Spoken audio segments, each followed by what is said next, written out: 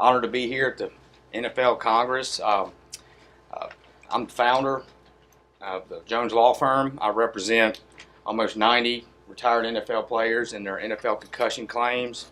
And, my job here today is to get the word out on a major deadline that's coming up June 6, 2019. There's something that's called the Baseline Assistance Program, and that's a group of doctors that the NFL essentially has put together to do the assessment of the retired players for neurocognitive impairment. And if these players aren't in the process of scheduling their exam by June 6th, they're essentially out of the concussion settlement forever. And they don't even know that. Honestly, I can't even find it in any of the literature, any of the settlement agreement, any of the documents that are available online regarding the settlement. There's no mention that if you don't sign up for the BAP, which is the Baseline Assessment Program, by June 6, 2019, that you're forever out.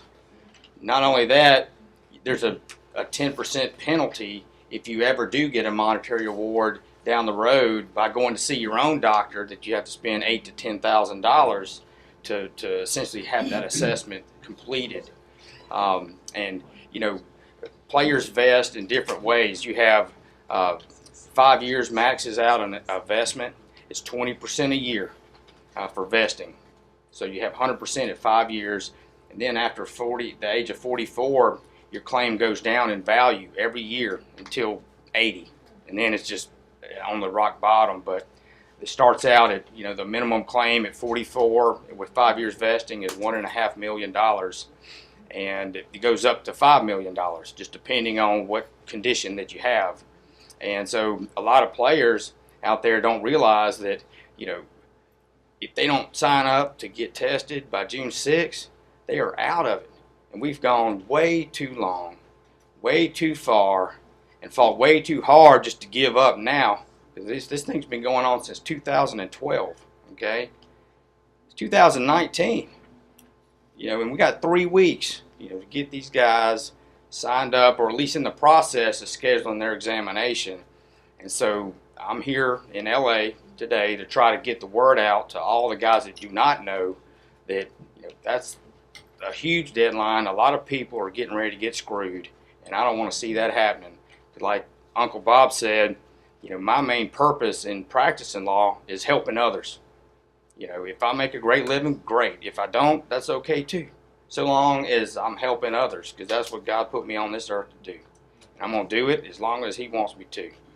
And so any player that needs help with their claim, that doesn't know what the status of their claim is, if they have another attorney that they feel like has dropped the ball on their claim, please call me or email me or get a hold of Mr. Reggie Grant, because we have 3 weeks to get it done, and so the window is shutting quickly. So we need to try to get as many people registered or for their assessment as possible to avoid the NFL essentially winning this fight. On another note, there was a new rule that was enacted 2 weeks ago that basically limits what you can do with players and where you can send them to different doctors.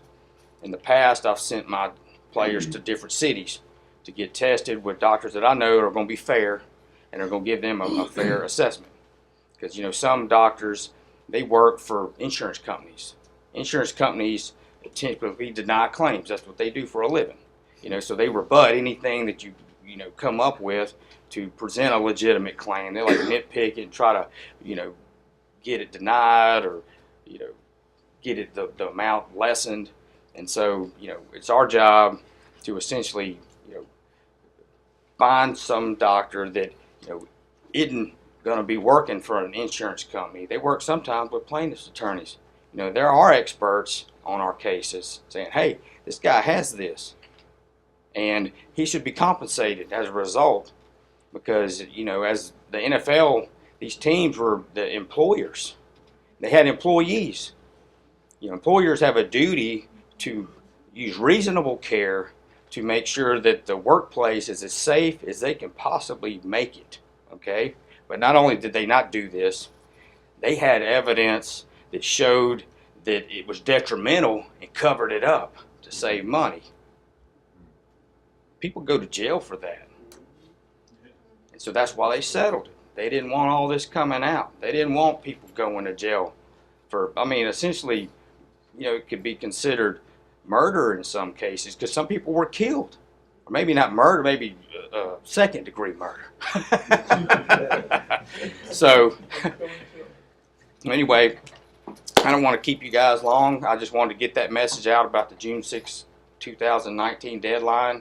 And if I can help anybody, I'd be glad to do it. Thank you for your time and have a great day.